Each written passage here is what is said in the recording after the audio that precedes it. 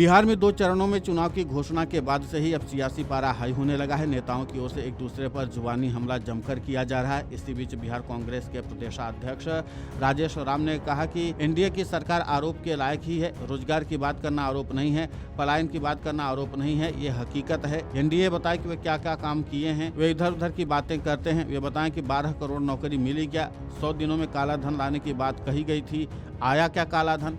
इस पूरे मामले को लेकर के बिहार कांग्रेस के प्रदेशाध्यक्ष राजेश राम ने और क्या कुछ कहा है, आप खुद सुने उन्हीं की जुबानी। एनडीए की सरकार आरोप लायक ही है। आप ये बताइए कि रोजगार की बात करना ये आरोप नहीं है। दूसरी बात, पलायन किए हुए लोगों की बात करना ये कोई आरोप नहीं है, ये हकीकत है। एनडीए बताए ना, एनडीए बताए कि क्या क्या काम किया है। वो इधर उधर घुराते रहते हैं, ध्यान भटकाते रहते हैं लोग। तो ये बतावे ना कि 12 करोड़ नौकरियां मिली क्या, यहाँ काले धन लाने की बात थी 100 दिन में, आ गई क्या। यहाँ ट्रंप ने 50% टैरिफ लगा दिया, वो टैरिफ पर कुछ बात आई क्या। ये इसलिए ये आरोप नहीं है, ये हकीकत है। तेजस्वी ने कहा है कि सरकार बनने के बाद हर घर से जो लोग हैं उनको सरकारी नौकरी दी जाएगी, और भी कई सारी जो घोषणाएं उन्होंने आज प्रेस कॉन्फ्रेंस में की है। देखिए, ऐसा है कि हम कई मुद्दे ऐसे हैं जो जनहित के मुद्दे हैं। यहाँ पे लगभग 45-46 विभाग हैं। हर विभाग में नौकरियों के लिए पद रिक्त है। हम उस पर भी काम करेंगे। और जब हम 17 महीने के इंडिया गठबंधन के में हम लोग थे, उसमें कांग्रेस पार्टी भी थी, तो हम लोगों ने 17 महीने में काफी जॉब दिए।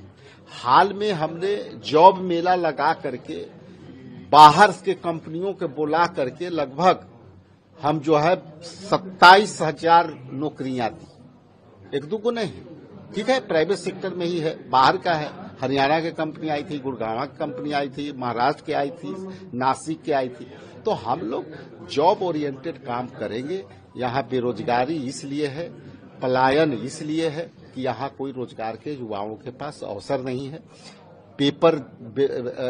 बच्चे जो पेपर दे रहे हैं वो लीक हो रहे हैं।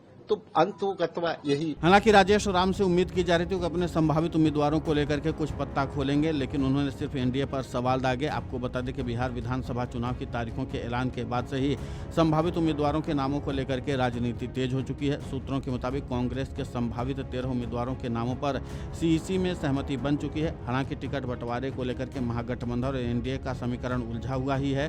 सूत्रों के मुताबिक कुटुंबा विधानसभा सीट से बिहार कांग्रेस के प्रदेशाध्यक्ष राजेश राम चुनाव लड़ सकते हैं। वहीं कदवा सीट से विधायक दल के नेता शकील अहमद खान चुनाव लड़ सकते हैं। किशनगंज से इजहारुल हुसैन चौधरी, मनिहारी से मनोहर प्रसाद सिंह, मुजफ्फरपुर से विजेंद्र चौधरी, करहगढ़ से संतोष मिश्रा, औरंगाबाद से आनंद शंकर सिंह का नाम फाइनल हो सकता है। ये सभी सीटिंग विधायक हैं। इसके अलावा बेगूसराय सीट से अमिताभ भूषण, बछवाड़ा से गरीबदास, रीगा से अमित कुमार टुन्ना, रोसड़ा से बीके रवि, वाराणसीगंज से सतीश कुमार, चेनारी से मंगल राम चुनाव लड़ सकते हैं। हमने सभी विधानसभा क्षेत्रों के अपने उम्मीदवारों को तय कर लिया। आने वाले समय में सभी लोग इंडिया गठबंधन के संघर्ष को देखेंगे। सीटों की घोषणा बहुत जल्द की जाएगी।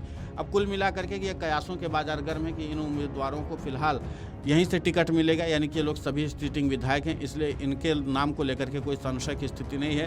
लेकिन बाकी अन्य नामों को लेकर के अभी कई तरह के असमंजस की स्थिति है। वैसे में देखना महत्वपूर्ण होगा कि फाइनल मुहर किसके नाम पर कहां से लगती है। Video desk amarujala.com। अगर आप ये वीडियो YouTube पर देख रहे हैं तो हमारे चैनल को सब्सक्राइब कर बेल आइकन दबाएं, और Facebook पर देख रहे हैं तो हमारे पेज को लाइक करें।